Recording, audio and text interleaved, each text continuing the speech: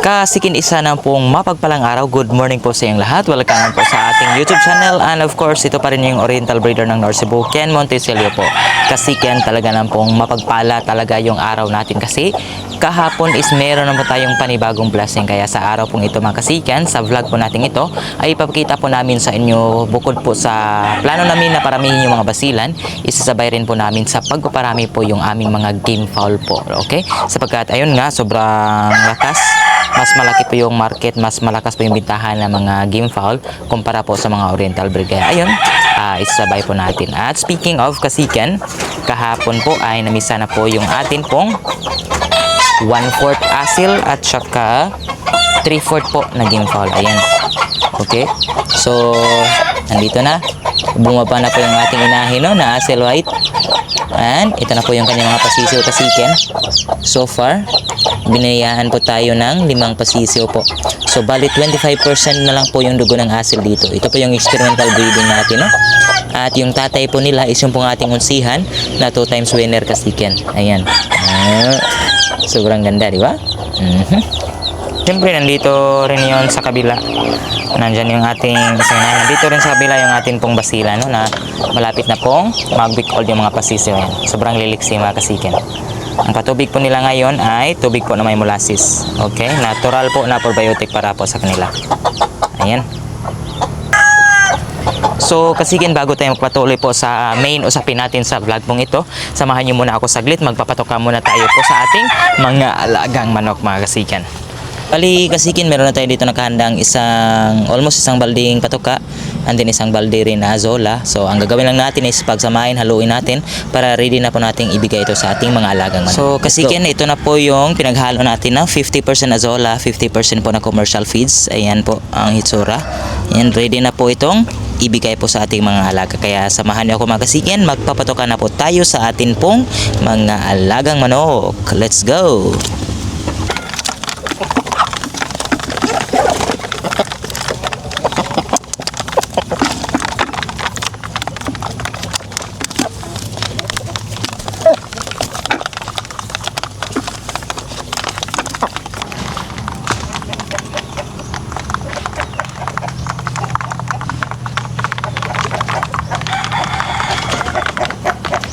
So kasikin, maraming salamat po sa pagsama po sa atin sa pagpapatoka, no? At syempre, automatic dito na po tayo mauna kasikin. Ito na po yung ating, ayan, running 8 months old po na mga crosses po sa asil at saka sa American fowl kasikin, no? Ayan. Okay. Sobrang gaganda na mga kasikin. Yung patoka lang din nila, organic yan. So kapag pwede na po silang magamit, siguro i-shift natin sila into mga concentrate siguro ng mga patoka mga kasiken, no? Yung mga slasher. Sa ngayon, nandyan pa sila sa kulungan. So yan lang muna yung patoka nila. At nandito yung isa kasiken. Ayan. Sobrang gaganda nila.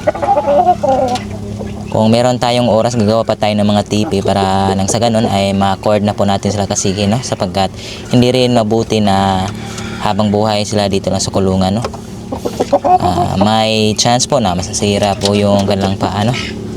At yung pangatlo, okay, nandito rin. Ayan, hindi po sanay sa camera kasiken. Ayan po silang tatlo. At higit po sa lahat kasiken, sobrang tagal po nating nangarap na sana magkaroon na po tayo ng mga Ren Lopez po na mga palahi. At so far po, naka-acquire na po tayo last December 6 po ng mga Jet Hatch Gray po ni Sir Ryan Lopez, no? At saka ni Jet Olaguer. Kaya ayun, pakita ko sa inyo kasiken, nandito sila. Yung mga grays po na nakuha natin, no? Bali 2 pares po yung nakuha natin sapagkat yung kapatid ko po kumuha siya ng isang pares, tayo rin kumuha ng isang pares, no? Ayan. So nandito po. Ayan, ito po yung pure Jet Hatch po Sir Ryan Lopez line. Sobrang ganda kasiken, no? Ayan, sobrang excited mo natin. So this coming January 9 po is mag 2 months old na po ito. So ito po ay straight Ryan Lopez line. Ito po ay Ryan Lopez over Jet Olaguer po. Ayan. So 2 stag, ito at saka ito kasiken. Ito naman po yung mga pullets. Ito po straight Ryan Lopez na pullet po. Ayan, gray din. And then nandito yung isa. Ayan, Olaguer na pullet gray din kasiken. Ayan. So sobrang gaganda kasiken, no? I-close natin. Kasi may asil na paaligid-aligid dito. Yan, gustong kumain, gustong sumalo. So, i-close natin kasiken. Maya-maya lang kasiken kapag matapos na po itong kumain, kunin natin sila para makita nyo po ng malapitan. No? Ayan.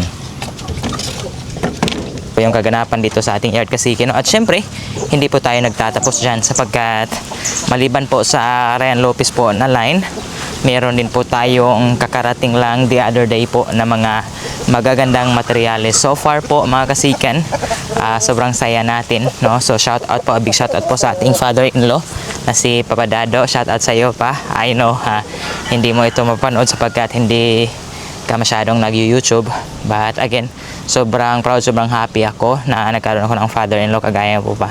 So dahil po sa kanya kasiken, nagkaroon po tayo ng magandang manok po galing po sa Mount Banahaw. So kung familiar kayo sa Mount Banahaw po kasiken, ayan, so sikat din sila na farm.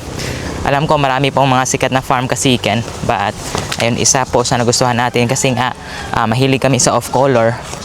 Ang good thing din po yung kuha natin is tatak po Mount Banahaw Devil Blues kasiken. So Devil Blues is in KMK yard na po. So bali yung backyard natin tinawag namin KMK kasi nga Ken, Mario yung papa ko at saka Kyle KMK. So kasi kaming tatlo, bago pa man tayo nag-alaga ng mga heritage, mga basilan o ano pang klase ng mga manok, so nauna po talaga yung mga American fowl, kaya malapit talaga yung puso natin doon po sa Sabong Kasiken. Kaya sobrang excited tayo sapagkat ayun nga, meron na tayong magagandang materials na na-acquire. So nandito kasiken, pinaliguan ko siya kanina at pinurga. Unfortunately, yung kaniyang balahibo is ubos po kasiken, no? Kaya siguro tinawag itong devil kasi ayun, inubos po yung balahibo niya kasiken. Ayan, so yung kulay niya po is parang white choco na ugis, no? Sapagkat yun, meron daw mga white choco na palahi itong Devil Blues nila kasiken. Ayan, pinaliguan ko na, pinurga. So plano ko kasiken, itong ating Devil Blues po na nakuha is ipapares natin doon sa ating pong white choco, no, na may dugo rin po ng manok ni Aguilar o di kaya sa amin pong mga Gilmore Blues po ng mga manok, no. Ayan, so kasiken, sobrang excited tayo. Hopefully maparami natin ito. Ang problema lang talaga kasiken is sobrang man fighter po, sobrang man hater, so medyo mahirapan tayo sa pagpaparami nito, but again, gagawin po natin ang lahat ng ating makakaya para po maparami po natin ito kasiken, no. So ang pinadala nga po pala sa atin na pulit, pinaliguan ko na rin. So ito po ay perfection roundhead din po ng Mount Banahaw. Ayan, ready to breed na rin po siya kasiken, no. Ayan, so pinaliguan na rin natin, no. Okay, sobrang ganda. At siyempre meron din kami dito mga pulit na WPC banded na Dirty Dome. Ayan, papakita ko sa inyo yung anak nito kasiken sapagkat nakapag-produce na po ito ng anak. Yun nga lang, solo lang po yung na-produce nito, no. Okay. At nandito po yung mga nakatali po ni Papa na mga malalakas na mga manok. Sa January 10 kasiken ay susubukan namin itong i-exam, no? Kasi meron pong pa 3 wins po si Kamaring. So Iminigin Farm, subukan nating sumali doon. Ayan, so ayan po. At nandito yung pangalawa. Ayan, so magkapatid po sila. So sila po yung sasali natin. At yung pangatlo kasiken nandito. Ito po yung ama po ng pinakita ko pong sisiw sa inyo na merong 5 sisiw, no? So 2 times winner na po ito kasiken. Ito po ay super brown red po na unsihan. Ayan po. Okay, ito po yung pangmalakas ang kadador namin dito sa yard, no? Okay. So ito po yung white choco kasiken, no? Naglimlim na po ito. Yan, lumabas, no? Ito po yung plano natin ipares natin sa ating Devil Blues kasiken. Ayan, sobrang excited na po ako sa mga upcoming breedings natin, no? Kasi nga, ayun, binayaan na po tayo ng mga magagandang materialis dito sa yard kasiken. Ang dapat na lang natin gawin is syempre maghintay lang po ng tamang panahon at manalig sa taas para po magiging successful po yung ating breeding kasiken. So ngayon, bago tayo magtatapos, ipakita ko po sa inyo yun pong Dirty Dome po na na-produce natin na magaling din pumalo kasiken, no? Kaya plano din namin itong gawing broodcock. Nandito po. Ayan. Okay, so nandito po ang ating Dirty Dome kasiken. So tingnan po yung malapitan. Ayan. Okay, 7 months old din po ito kasiki, no? So nasubukan na po namin itong pasayawin at sobrang galing pong sumayaw kasiken. Excited po tayo sa magiging kalabasan po nito kung magiging broodcock po natin. So pwede natin gawing broodcock, ipares doon sa mga Jet Hatch Gray natin, no, from Sir Ryan Lopez. Ayan. Okay. So ito na po yung ating mga grays mga kasiken, no.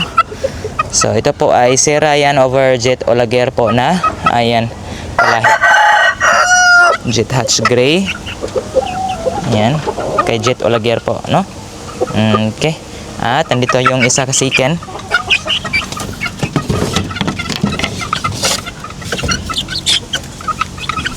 Straight Ryan Lopez po ito. Ayan, gray din. Okay, Jet Hatch Gray, straight Ryan Lopez. Okay, ayan. Okay, sobrang tagal po talaga nating nangangarap po, and finally kasiken, nandito na po sa ating yard, no, ang ating mga grays po, no. Ayan. Okay. Sobrang gaganda.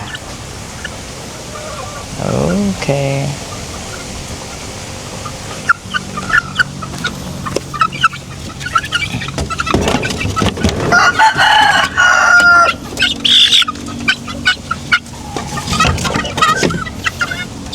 At syempre nandito rin yung mga pulis kasiken, no. Ayan. So ito po straight Ryan Lopez na pulit gray. At yun naman Jet Olaguer po na gray. Ayan. Okay.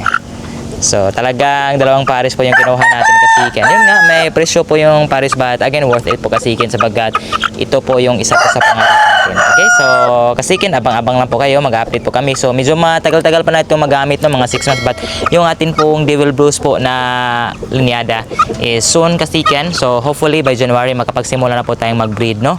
Pagkatapos po mamisa ng ating white choco, agad nating pupurgahin, paliguan para again ready to breed na po kasiken. So ayan.